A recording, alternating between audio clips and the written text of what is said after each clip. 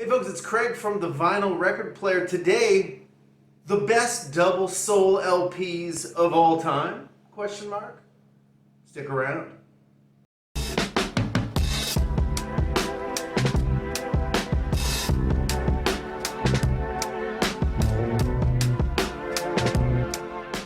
Okay, so here we are. I'm here to talk about the two of the best double soul LPs ever created.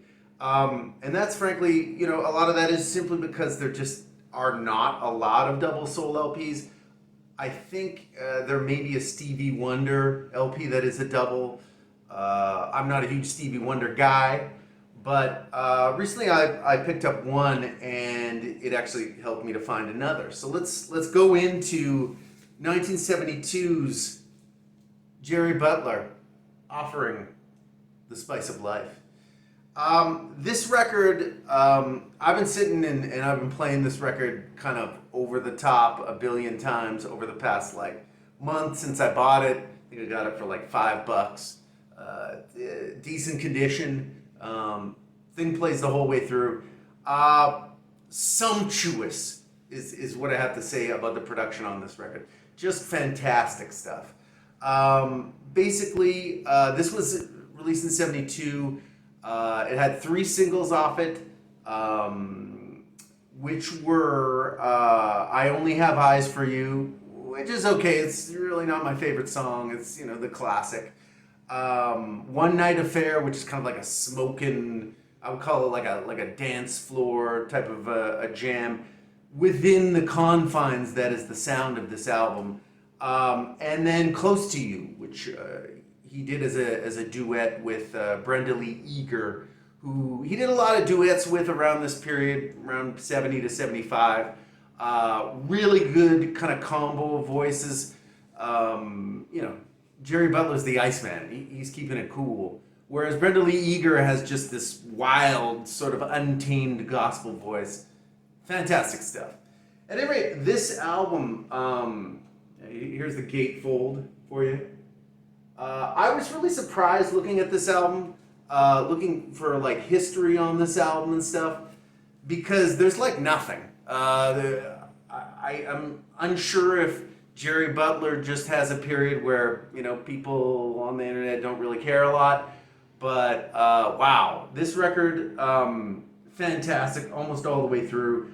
Lot of instrumentation. I would consider this kind of it's an extension of Isaac Hayes' sound in the early 70s, starting with Hot Buttered Soul. Except I think it's just a much better fit, because basically Jerry Butler knows his sound. He's working to his sound, but at the same time he's taking a lot of the orchestration and a lot of the over-the-top arrangements that Isaac Hayes was using. I'm not sure if this was really a response to that. I have no idea. But fantastic album. I think one of the singles should have been the lead-off track, which is called What's So Good About It? You're My Baby, in brackets. Wow. The whole first side is great. Really, almost this entire record is great. It's just a great listen. It is a big listen. This is, I think, clocking in somewhere around 75 minutes. But it's never really a dry sort of a listen. There are times, in this record where, I would almost say that the tracks are maybe a little bit too short. There are a lot of 3, 4, and 5 minute tracks, as opposed to an Isaac Hayes, which, he's very famous for 10, 15, 20 minute stuff. So yeah, this record, like I say, has really shocked me as kind of a side, a kind of a standout that's really cool. There's a song here called You Can't Always Tell. And it's another duet with Brenda Lee Eager. It's a little upbeat, it's a little funky. It kind of sounds like Feeling All Right by Traffic, like it's going to break into that at any time, but then instead it breaks into this kind of funky squawk box kind of, chorus. Oh, impressive and really fantastic album. This would be his last double soul LP. That he would never have another one. but it would also signal really the end of his pop placements. Basically, once this album came out, the sun was kind of setting on Jerry's sort of pop career, and he, here and there maybe had a single reach the upper, around the hundreds or the 50s. But really, this was more of like, sadly, kind of a signal that his pop charting was pretty much over. So yeah, from 1972, Jerry Butler offering the spice of life. From 1971, another double soul LP, Black Moses.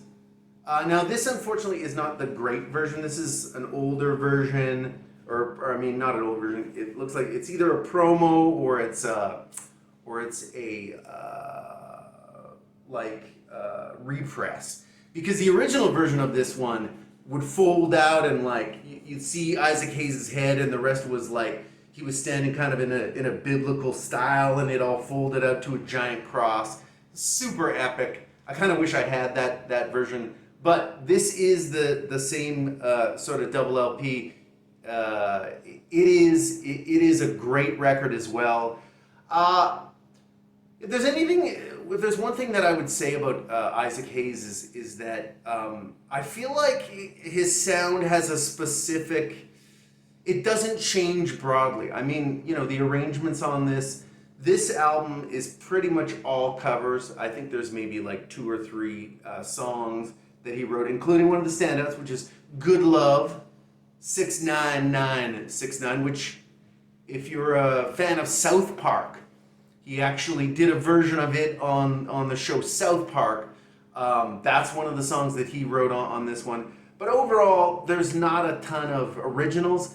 Where Isaac Hayes kind of comes in and really kind of sets his mark is in the arrangements. The arrangements here are just fantastic. They're big, they're extended, full orchestra, always with, funky drums. Those drums are always heavy. Again, the Jerry Butler album as well, immense drums. And I think that's really what I like so much about both of these records is that they're, again, I don't want to use the word, but I'll use the word sumptuous. I'm feeling a sumptuous vibe off of both of these records, but the drums on these are it's funky most of the way through. So it kind of, there's kind of both a Baroque sort of a feel, but also there's that element of backroom funky, back alley soul going on too, which is I think it's just one of the best contrasts that you can have. The single on this one was Never Can Say Goodbye. This was actually this was around peak Isaac Hayes time, so this would have come out after Shaft. And I believe this was still like a top 10 album on the pop charts, which is wild. So as Jerry Butler's, kind of post The Iceman Cometh career starts to fade, Isaac Hayes is really just coming up, and people are buying his album by the truckload.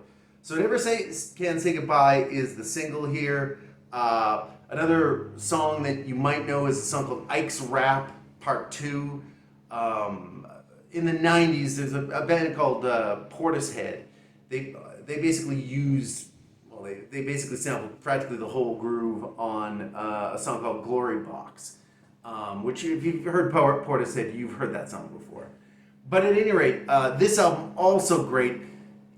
Comparing the two, if I was to take the two albums, compare them, I like this one better, and that's simply because there's more originality on it. Some of these songs are written by Jerry Butler. He does some Bacharach songs, etc., etc. I actually kind of like the drums better on this one too, and also there's this one on Offering the Spice of Life. There's no "Oh my God, is he done yet?" that you might get on here. Isaac Hayes, he's an arrangement master, but he can tend to go on. So if you're expecting like 3-minute jams on this one, you've come to the wrong record. This one, again, you're eking up into the 5-minute range with a lot of tracks, but those are often unique tracks, only available here. Some of them, collaborated with Jerry Butler and the producers of this record. Whereas this is mostly covers. of classics rearranged in the classic Isaac Hayes style. So I would give this as personally my favorite of these double soul LPs. And then I would of course include Black Moses, which I had forgotten that it was a double soul LP. So now that I've kind of brought these albums to your attention, I just wanted to kind of throw out a challenge to, first of all, two of my favorite soul channels. If you're actually still here, check out souldisco.de. The lady on that is Nadine. She's fantastic. Great historical stuff about soul music in general. And also 6-inch Pianist, John from 6-inch Pianist. He's been here forever. He's been doing soul stuff. So I would issue a challenge to them, and actually really to anybody, in the comments. But I'm issuing a video challenge to Nadine and John to basically, hey, what do you think is the best double soul LP ever released? We can keep it to studio, but that does limit it a lot. So if you want to go with compilations or best ofs or live albums, that's all fine. I'm just trying to get some concepts and some ideas of, hey, are there any other double soul LPs? So anyway, that was it for my video today. Thanks for watching. Like, subscribe. Would love to hear from you in the comments. And yeah, have yourself a good one. We'll see you next time.